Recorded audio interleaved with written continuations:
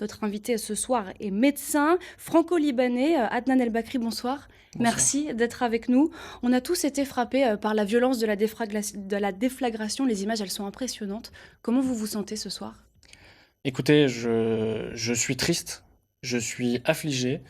Moi, j'ai ma famille qui est au Liban. Je suis parti du Liban quand j'avais 17 ans. Et aujourd'hui, quand je regarde la tragédie et quand je vois ce qu'il se passe, euh, je me rends compte effectivement qu'on arrive à terme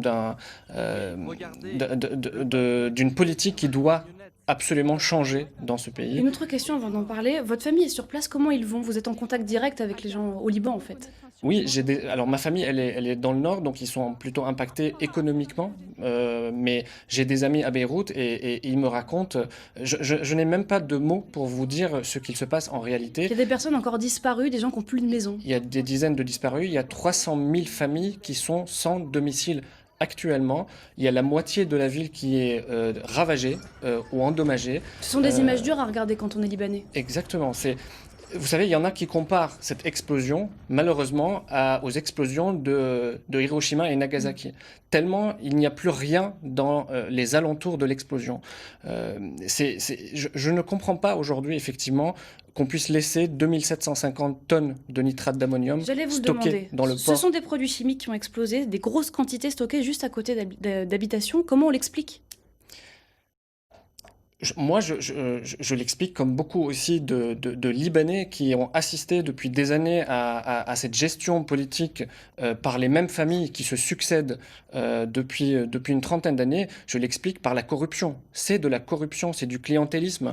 On était au courant depuis 2014 qu'il y a ce stock de 2750 tonnes de nitrate d'ammonium, des produits chimiques Ça n'aurait pas dû dangereux. arriver. Ça n'aurait pas dû arriver. C'est de l'irresponsabilité.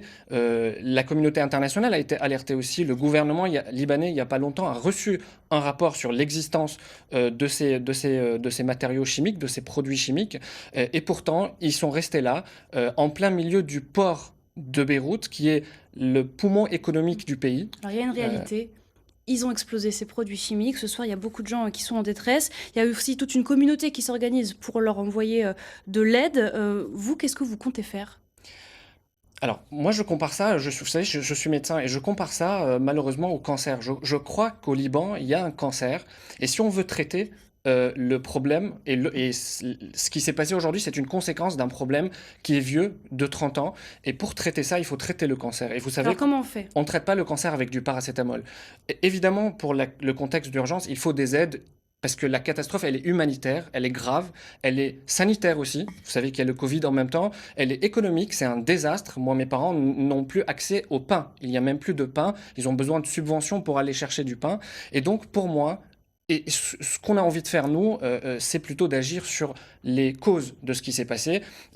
Très rapidement, vous voulez créer le Conseil international du Liban. En deux, trois mots, qu'est-ce que c'est? Alors, c'est une association, loi 1901, qu'on est en train de mettre en place, qui a déjà commencé depuis plusieurs mois, et c'est le moment aujourd'hui de la lancer. C'est le Conseil international du Liban qui regroupe des médecins, des hommes d'affaires, des femmes d'affaires, des entrepreneurs libanais, euh, français, mais aussi Pour internationaux qui ont apporter réussi. leur aide. Ben, pour effectivement maintenant agir sur le problème et dire à la communauté internationale Merci. ce qui se passe réellement.